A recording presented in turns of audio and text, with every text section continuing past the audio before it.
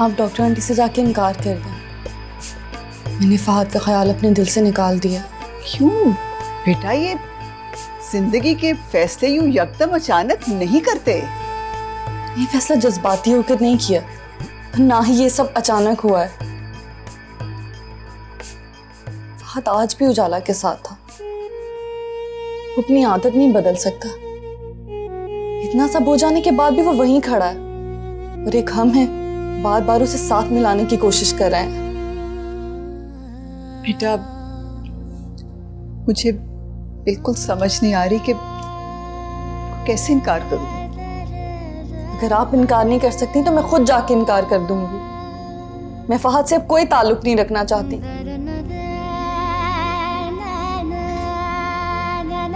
दुआ, दुआ।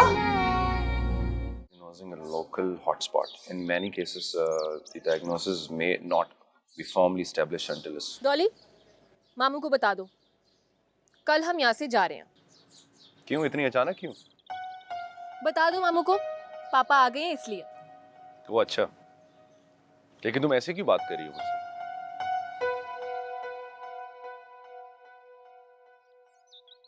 फादी, तुमने ना पूरे घर को परेशान कर रखा है।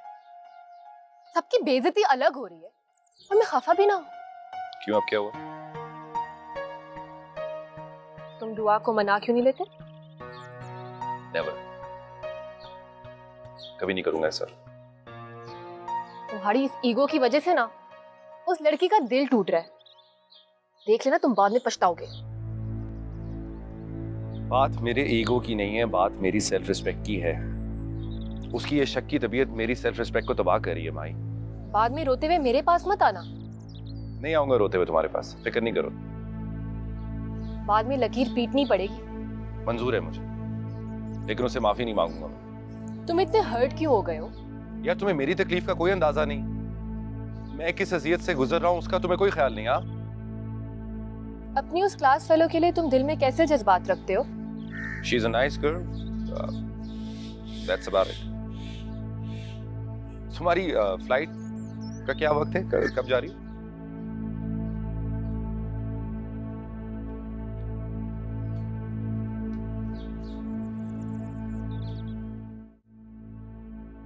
कितना प्यारा लड़का है। तुम्हारे फहद और मेरे सरमत से कम है। वो बता रही थी बाहर वाइट कॉलर जॉब करता है, खानदानी लोग हैं और अच्छा खासा घर भी है। फहद से अच्छा तो कोई भी नहीं हो सकता। खैर, जहारा को हमें ये तस्वीरें दे देनी चाहिए थी ताकि वो अपना अमल तो शुरू करती। कल जाना है ना हम लोगों ने, और वैसे भी उन्होंने अमल स्टार्ट कर दिया है। सब ठीक हो जाएगा।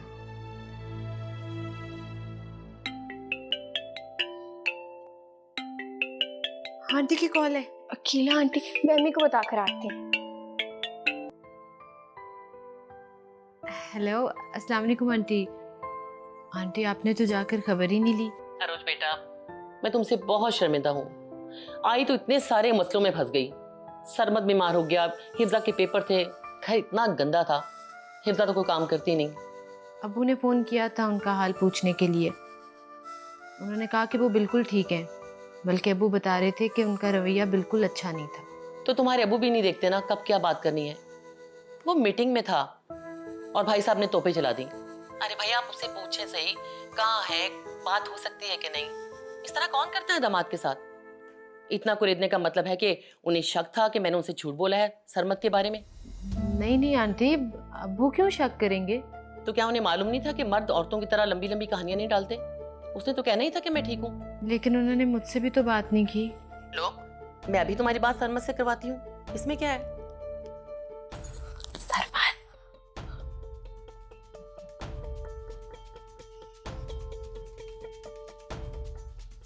हेलो।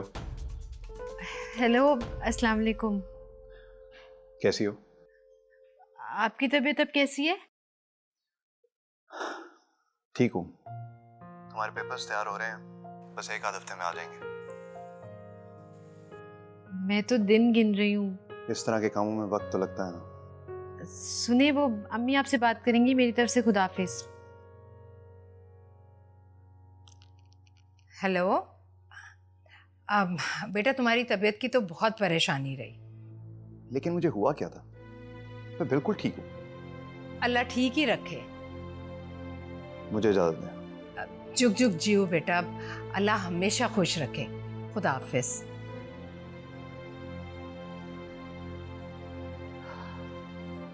मैं जरा तुम्हारे अब्बू से तो पूछ कर आऊं, वो कौन सा सरमत था जिससे बात करके आ गए थे? अरे ये तो इतने प्यार से बात कर रहा था। अम्मी वो कह रहे थे कि 1-1.5 हफ्ते तक वीजा आ जाएगा। अच्छा चलो ठीक है, मैं तुम्हारे अब्बू को बता कर आती हूँ। अम्मी देखा, मैंने आपसे कहा था ना, मुझे इशारा हुआ है, आप ही का जल्द बुलावा आने वाला है।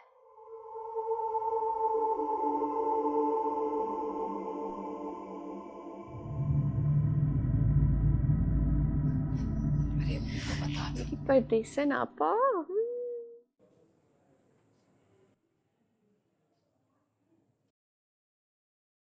आपने भी ना बिला वजह हमारी जान सूली पर टांग रखी थी कि सरमत ने सीधे मुंह बात नहीं की, वो बीमार नहीं था वगैरह वगैरह। अकीला का फोन आया था, सरमत से भी बात हुई है।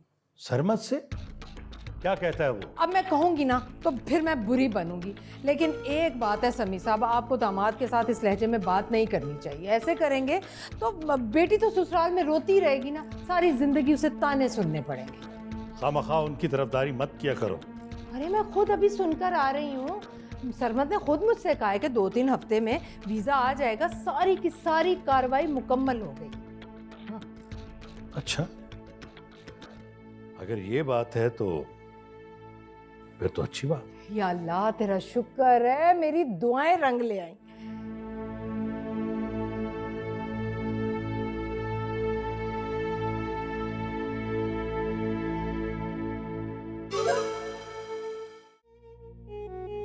आप ही के पास आई थी ये तस्वीरें दिखाने के लिए। ये किसकी तस्वीर है? सीखी जिसके लिए आप बहुत परेशान हैं, अफसरदा हैं।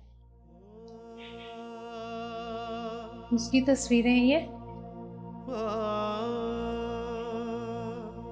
अच्छा, मैं और उरूज गए थे मुबारक देने। यकीन जानो मैंने एक मर्तबा भी उसको एहसास नहीं दिलाया तुम्हारी पुप्पो को कि तुमने मिठाई उस लड़की के हाथ क्यों भेजी भाई, खुद क्यों नहीं लेकर आई।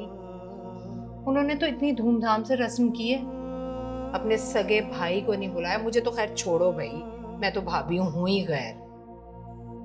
अच्छा, वो आप ही बता रही थी काफी अमीर लोग हैं, बहुत कुछ लेकर आए हैं मंगनी पर। हाँ ना, ज़ारा खुद बता रही थी, बड़े नखरे से हीरे का सेट लेकर आए हैं मरियम के लिए।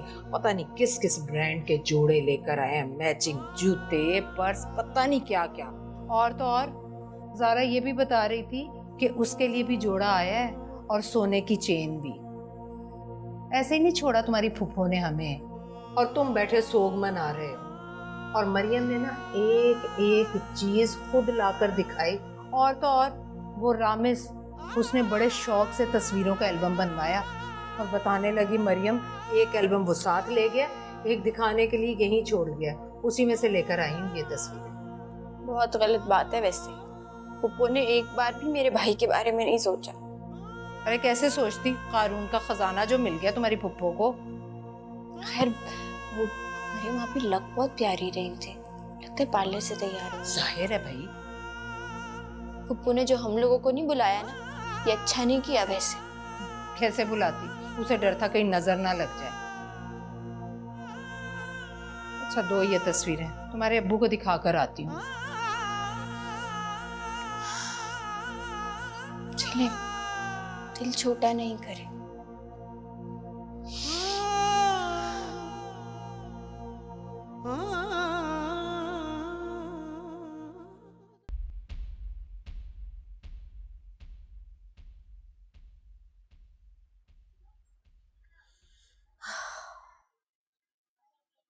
मैं सोचती हूँ कि मुझे तस्वीरें नहीं भेजनी चाहिए थी। क्यों? मुझे डर है कि वो ये तस्वीरें रजा को ना दिखा दे।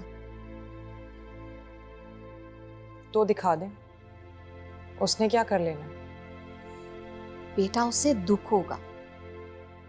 अम्मी, अगर उसे इतना दुख होता ना तो वो मुझसे पहले मंगनी ना कर लेता।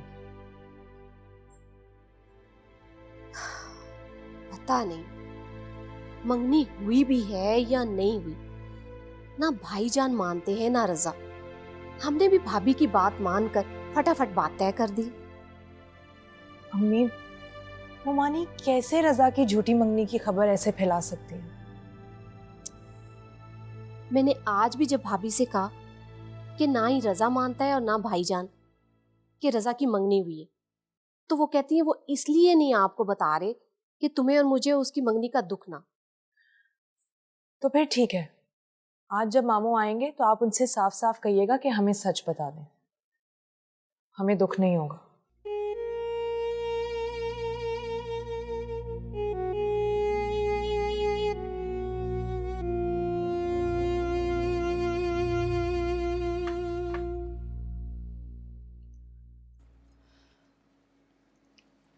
यकीन करें रुबीना जी, मेरे पास तो कहने को भी कुछ नहीं है।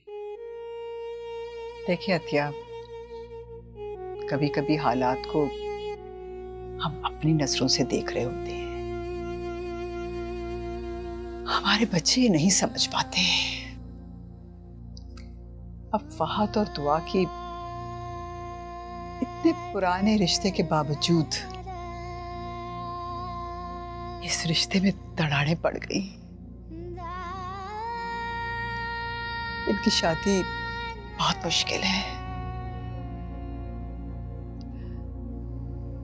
अब देखे ना, जब बच्चों की मेंटल कंपैटिबिलिटी नहीं है तो हम पेरेंट्स कहां तक इस रिश्ते को घसीट सकते हैं?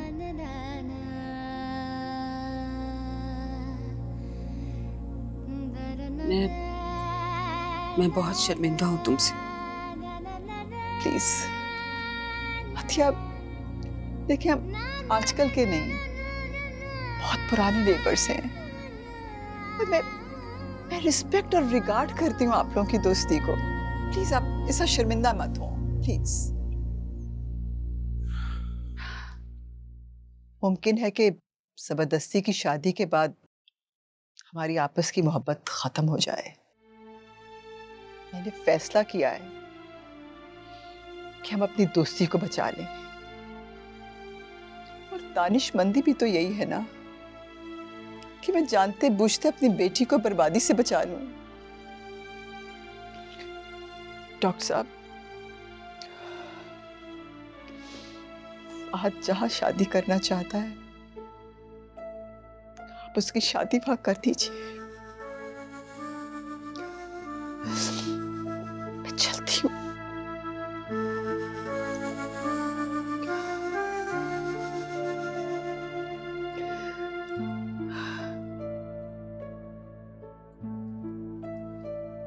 मेरी बरसों की कमाई हुई इज्जत तुम्हारे बेटे ने एक लम्हे में खाक पे मिला दी। मैं उस लड़की से फात की शादी हरगिज नहीं करूंगी। पता नहीं कौन है, किस खानदान से है वो। तो पूछ लो अपने बेटे से, उसे तो सब पता होगा। आपको क्या लगता है मैं फात से उस लड़की के बारे में पूछूंगी? हरगिज नहीं।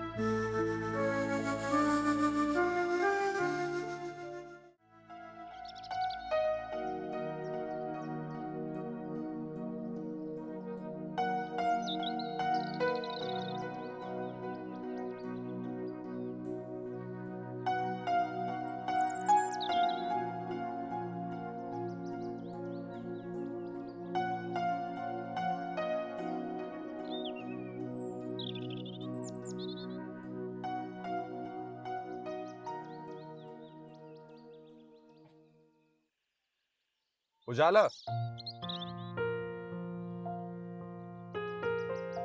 आ जाओ, मैं तुम्हें ड्रॉप कर देता हूं घर।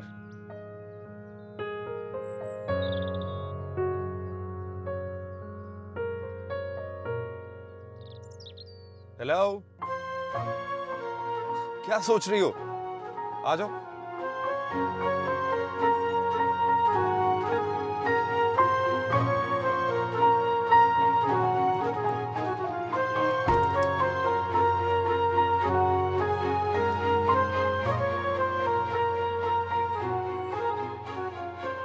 मेरा तो जैसे आज ख्वाब ही पूरा हो गया। आपको यकीन नहीं आएगा, लेकिन मेरी जिंदगी की सबसे बड़ी ख्वाहिश ये थी कि मैं आपके साथ इस सीट पे बैठूं, आपको देखूं, आपसे बातें करूं। अच्छा, हाँ, जैसे आप दुआ को बिठा कर लेकर जाते थे। इस वक्त तुम दुआ की बात मत करो।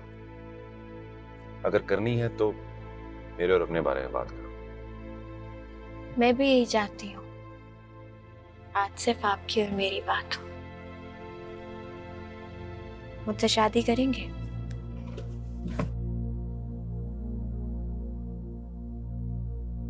शादी? तुमने 2-3 मुलाकातों में इतना बड़ा फैसला कर लिया? मुझे तो ऐसा लगता है जैसे आपसे मिलना ही मेरी जिंदगी का मकसद था। मैंने जब से आपको देखा है सिर्फ आपसे मिलने की चाहत की है, सिर्फ आपसे मोहब्बत की है। इसके बावजूद भी कि तुम्हें पता है कि दुआ से मेरी मंगनी हुई है। क्योंकि रास्ते के कांटे चुनकर मंजिल तक पहुंचने के बाद ही मंजिल की कदर होती है, और मुझे कदर है। मैंने रात रात भर दुआएं मांगी, न जाने कितनी मन्नतें मांगी, रोई हूँ, अल्लाह से इल्तिजा की। फिर तो तुम्हें यह जान के बहुत खुशी होगी कि मेरी और दुआ की मंगनी टूट चुकी है। वाकई? इसका मतलब मेरी रियाजत काम आ गई, मेरी मन्नत कबूल हो गई। सोचूंगा मैं तुम्हारे प्रपोजल के बारे में। नहीं नहीं, आप मुझसे प्रॉमिस करें, आप मुझसे शादी करेंगे। मैं तसव्वुर भी नहीं कर सकती कि मैं आपके बगैर रहूंगी, और मैं नहीं चाहती कि कोई भी बद्दुआ हमारी जिंदगी में आए। अच्छा, मुझे सोचने का मौका तो भी माँ बाप से भी बात करनी है। आपको तो कोई एतराज नहीं है ना? मुझे कोई एतराज नहीं है, लेकिन वालिदैन से बात तो करनी पड़ेगी। वो भी मान जाएंगे। मुझे नहीं लगता कि मामा पापा इतने आसानी से मानेंगे। आपका दिल मूव कर सकती हूँ तो उनका भी कर सकती हूँ। तुम्हें अपनी दुआओं पे इतना यकीन है? हाँ। अच्छा, चलो फिर देखते हैं कि तुम्हारी दुआओं में कितना असर है। देख लीजिएगा।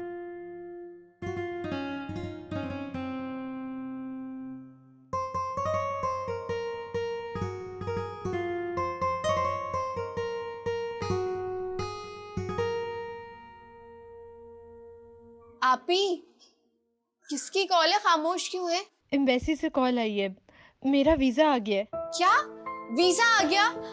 अम्मी, अम्मी, आपी का वीजा आ गया है। क्या? या अल्लाह, तेरा लाख लाख शुक्र है। अभी अभी कॉल आई है एम्बेसी से।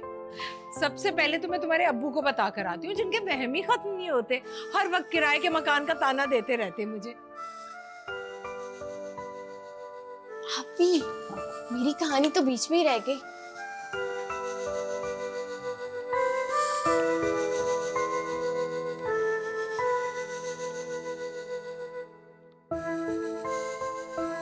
हेलो, समी साहब आते हुए मिठाई लेते आइएगा। मिठाई? ऐसी भी क्या खुशी मिल गई है तुम्हें? अम्बेसी से फोन आ गया उरूज को वीजे के लिए। अरे वीजा तो नहीं आया ना। अरे भाई, फोन आ गया तो वीजा भी आ जाएगा। सलीमा, वीजा लगा या नहीं ये तो पासपोर्ट मिलने पे पता लगेगा ना। एक तो ना आप खुश होते हैं, ना किसी और को खुश होने देते। अगर नसीब से खुशी मिल ही गई है तो आपके फलसफे की वजह से बर्बाद हो जाएगी। सलीमा, क्यों बच्चों वाली बातें कर रही हो? भाई अभी पासपोर्ट आया है, अभी ये कंफर्म तो नहीं है ना कि उस पर वीजा लगा या नहीं लगा। सिर्फ पासपोर्ट आने पर खुशी मनाना फजूल है। अच्छा ना समी साहब, फिलहाल तो मैं ना उरूज को लेकर बाजार जा रही हूँ। एक मिनट। मेरा ख्याल है कि हमें पहले एम्बेसी जाकर ये कंफर्म करना चाहिए कि पासपोर्ट पे वीजा लगा या नहीं। अगर वीजा लग गया तो फिर जो तुम्हारे दिल में आएगा। अरे भाई, वहाँ के मौसम के हिसाब से कपड़े खरीद कर दूँ ना। अब बच्ची बेचारी जाते ही क्या बाजार में कपड़े खरीदने चली जाएगी। अच्छा, जो तुम्हारे जी में आए तुम करो, ठीक है? खुदा हाफिज। अजीब है ना ये भी, खुशी की खबर में भी एक तारीख पहलू निकाल ली। इनको अंदाजा नहीं है जहां आ रहा के तावीज़ों की ताकत का। देखूं तो सही उसको। तुमने फहद से सब कुछ कह दिया? हाँ, सब कह दिया। जब प्यार किया तो डरना क्या, प्यार किया कोई चोरी नहीं की, छुप छुप आहें भरना क्या। तुम्हें ये भी डर नहीं लगा अगर फहद इनकार कर देता तो? मेरे वजीफों में इतना असर था, फहद ना कर ही नहीं सकते थे। जाते हुए मुझे भी कोई तावीज दे देना, साथ ले जाऊंगी हिफाजत के लिए। एक तावीज मोहब्बत बढ़ाने का भी लेके जाइएगा, पता नहीं होता कब दुआ जैसी बद्दुआ हंसती बसती जिंदगी में आ जाती है।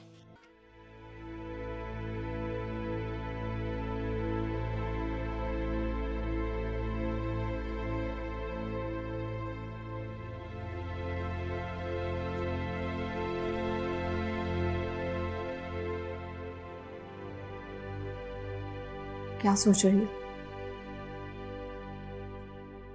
कुछ भी नहीं अम्मी। कुछ सोचने की जरूरत भी नहीं है, क्योंकि मुख्तार कुल सिर्फ अल्लाह की जात है और उसने हमारे नसीब में जो कुछ भी लिखा है मिलकर रहना। हमें क्या पता अम्मी, लेकिन अल्लाह तो जानता था कि मेरे नसीब में रजा नहीं रामिस है। फिर अल्लाह ने ऐसा मेरे साथ क्यों किया? क्यों मेरे दिल में रजा की मोहब्बत जगाई? अल्लाह मियाँ को मेरे साथ ऐसा नहीं करना चाहिए था। मरियम, ऐसा हरगिज नहीं कहते।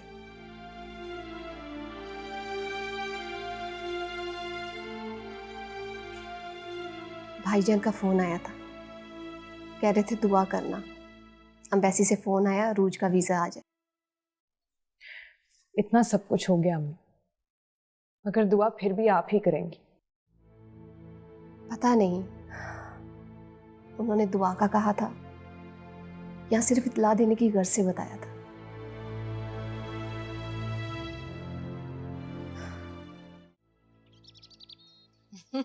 मैंने कहा था ना वीजा आ गया, लेकिन आप भी ना बस मुर्गे की एक ही टांग। खुशी की खबर को खुशी से सुना करें समी साहब। सलीमा, मैंने भी तो वही कहा जो होता है। पासपोर्ट मिलने पे पता लगता है कि वीजा लगा या नहीं। खैर, तुम्हें बेटी की खुशी मुबारक हो। टिकट का क्या किया? रजा से कहूंगी कि कल टिकट बुक करवा दे। अम्मी, जाने के नाम से ना अब मेरे दिल में कुछ कुछ हो रहा है, हाथ पैर भी ठंडे हो रहे हैं। किसी की नजर ना लगे, खुशी खुशी अपने ससुराल जाओ। हाथ पैर ठंडे हो तुम्हारे दुश्मनों के। अच्छा, मैं क्या सोच रही हूँ कि यूनिवर्सिटी से 2-3 दिन की छुट्टियाँ ले लेती हूँ। शॉपिंग वगैरह करनी होगी ना? कोई जरूरत नहीं, शॉपिंग हो जाएगी। तुम अपनी पढ़ाई का हर्ज क्यों कर रही हो?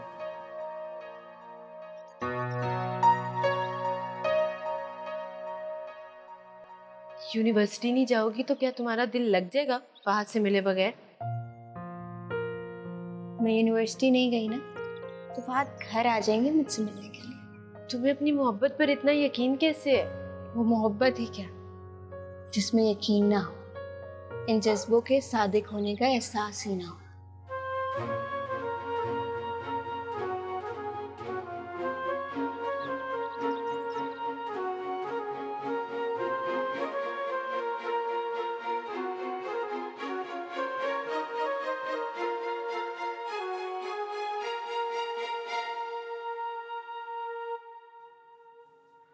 समी साहब, शुक्राने के नफिल अदा करें।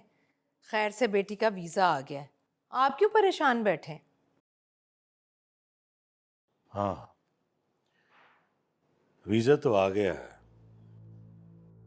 लेकिन मैं ये सोच रहा हूं कि वो अकेली कैसे जाएगी।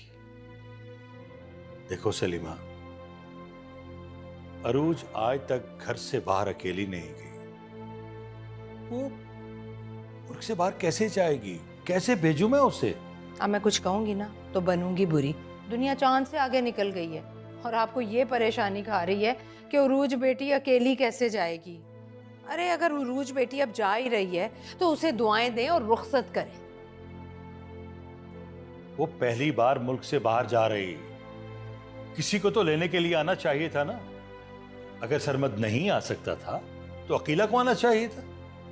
क्यों आती अकेला, बताएं मुझे। उरूज बेटी जहाज पर जा रही है, पैदल नहीं जा रही वो। हद, तुम माँ हो उसकी, तुम्हें कोई फिक्र नहीं? क्यों करूं मैं फिक्र, बताएं मुझे। सारी दुनिया भला क्या अकेली सफर नहीं करती? वो तो करती है, लेकिन अरूज बेटी। जब तक वीजा नहीं आया था ना, आपको परेशानी लगी थी। अब वीजा आ गया तो तरह तरह की जरा शुरू कर दी आपने। सलीमा, जब हम अपनी बेटी को दूसरे मुल्क भेज देंगे तो उसकी शक्ल देखने को तरस जाएंगे। वो किस हाल में है, कैसी है, हमें कैसे पता चलेगा? यही सोच सोच के परेशान हो। अब मैं कुछ कहूंगी ना, बनूंगी बुरी। दुनिया दुआएं मांगती है कि उनकी बेटी का रिश्ता बाहर के मुल्क हो जाए, आप बदशुगुनी कर रहे हैं। अरे खैर का कलमा पढ़ें, शुक्राने के नफिल अदा करें। मुझे एक बात तो बताएं, अगर वो लोग वीज़ा ना भेजते तो क्या कर लेते हम? हाँ, निकाह हो चुका था ना, सारी जिंदगी अपनी बेटी को अपनी दहलीज पर बिठा के तो नहीं रख सकते थे। सोचें जरा, हर वक्त बात पर परेशानी परेशानी परेशानी।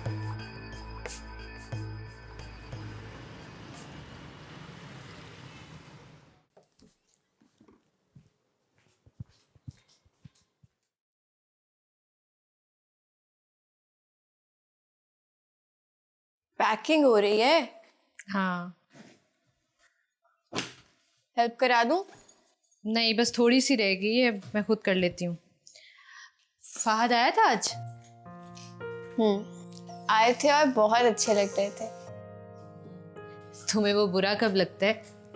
हाँ, ये बात भी ठीक है, मुझे वो कभी बुरे लगते ही नहीं है। तुम्हारा क्या ख्याल है, फहद के माँ बाप शादी के लिए मान जाएंगे? पता नहीं, लेकिन मैंने सोच लिया है। क्या? वक्त आने पे सब पता चल जाएगा। पता नहीं तुम्हारी शादी पर मैं यहाँ आ भी सकूंगी कि नहीं। आप आए या ना आए, शादी तो हो जाएगी। बड़ी सेल्फिश हो रही हो। लो भाई, बड़ी गर्मी थी आज। ये क्या है अम्मी? अरे अकीला और हफ्सा और सरमत के कपड़े, और इसमें कुछ अपनी उरूज के लिए गर्म कपड़े लेकर आई हूँ। अम्मी, आप भी वहां जाके शलवार कमीज और दुपट्टे नहीं लेंगी? वहां जाके तो पेंट शर्ट पहनेंगी। अरे भाई, मियाँ जो मर्जी पहनाए उड़ाए, लेकिन मैके से लड़की पूरे हिजाब में रुखसत होनी चाहिए। अरे हाँ, तुम्हारा तो जेवर भी लाना है बैंक से अभी। अम्मी, जेवर रहने देना, आप ही अकेली जा रही हैं। एक तुम और एक तुम्हारे अब्बू। अकेली जा रही तो क्या हुआ, जहाज में जा रही है ना, पैदल थोड़ी जा रही है जो परेशानी हो। हमें उजाला ठीक कह रही है, जेवर का बहुत ख्याल करना पड़ेगा। तो क्या खाली हाथ रुखसत कर दूं तुम्हें ससुराल? अच्छा ठीक है, जैसे आपका दिल करे।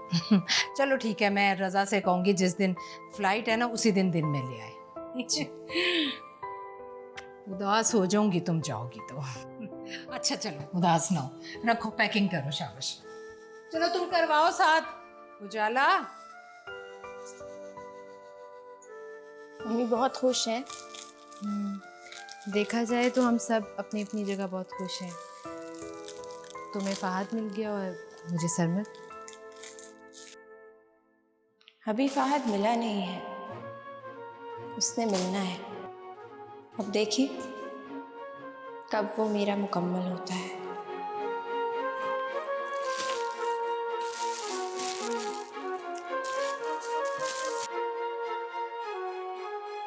मम्मी, आपको किसने कहा है कि मुझे उजाला से मोहब्बत होगी? जिसने भी कहा है गलत नहीं कहा। अगर आपको ऐसे दुआ ने कहा है ना तो उसका दिमाग खराब हो गया। यूनिवर्सिटी में क्लास फेलोज एक दूसरे से बात कर ही लेते हैं, मिलते नहीं है क्या? बात करते हैं, मिलते हैं, लेकिन उनके स्कैंडल तो नहीं बनते। वैसे मुझे लगता है कि इस लड़की से मुझे शादी कर लेनी चाहिए, कम से कम मेरी कदर तो करती है। दुआ का तो मेरी परवाह भी नहीं है। सुन रहे हैं आप क्या कह रहा है ये? सही कह रहा हूं मैं मामा। अगर शादी के लिए कंपैटिबिलिटी की जरूरत है तो उजाला से अच्छी कोई ऑप्शन नहीं है लाइफ पार्टनर की। मेरी इज्जत करती है, मेरा एहसास करती है, मेरी फीलिंग्स का ख्याल रखती है वो। आप खामोश क्यों हैं? कहते क्यों नहीं कुछ? क्या कहूं, कुछ समझ नहीं आ रहा।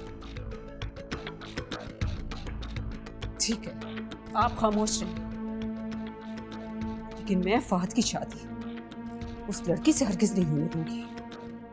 मुझे ये मंजूर है कि इसकी शादी ना हो, लेकिन उजाला से कभी नहीं होने दूंगी मैं। मुझे चैलेंज मत कीजिए।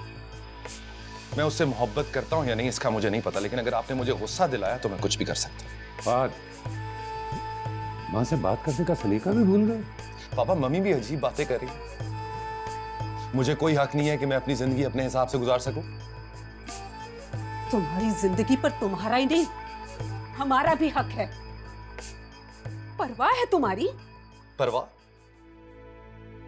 उसकी तो बहुत परवाह है जो पूरे कॉलेज के सामने मेरी इंसल्ट करके चली जाती है। बहुत अजीज है आपको वो, और जो मुझ पे जान देती है वो बेकार हो गई। कोई जान नहीं देता किसी के लिए। फहद बेटा, ये लैला मजनू का दौर तो है नहीं। और हाँ आतिया, तुम भी बस करो, जब वक्त आएगा देखा जाएगा। ओके, लेकिन फहद की क्लास फेलो मेरे घर की बहू नहीं बनेगी। मम्मी, मुझे जिद ना दिलाएं आप।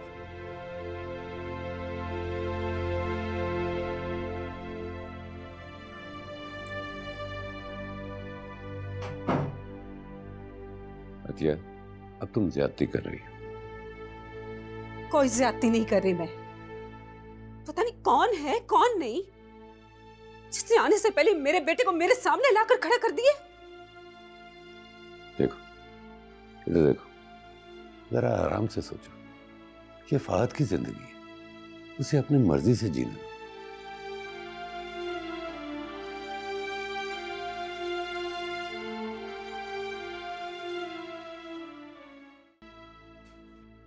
मुझे तो यकीन ही नहीं आ रहा कि फहद ने तुम्हें प्रपोज किया है।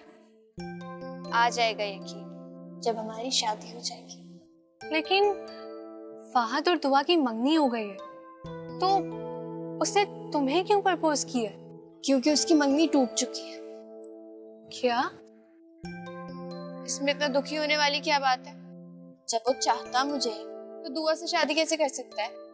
मुझे तो यकीन ही नहीं आ रहा उजाला, लेकिन मुझे रश्क आ रहा है तुम्हारी मोहब्बत पे। तुमने जिस चाहत से, लगन से फहद को चाहा था, कि आज वो तुम्हें मिल ही गया। ये मोहब्बत नहीं, इश्क है, जुनून है। और इस इश्क के लिए मैंने बहुत दुआएं की हैं, वजीफे किए हैं, मन्नतें भरी हैं, बहुत मुश्किलें उठाई हैं मैंने। हेलो। हेलो। बहुत लंबी उम्र है, अभी आपके बारे में ही बात कर रहे थे। अगर इस लंबी उम्र में तुम साथ दोगी तो जीने का मजा आएगा, वरना इतनी लंबी उम्र का क्या करोगे?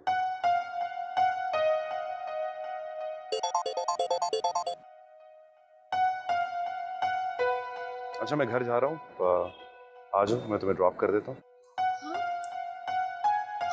हाँ, ओके ओके, बाय। ओके सरिश। ओके।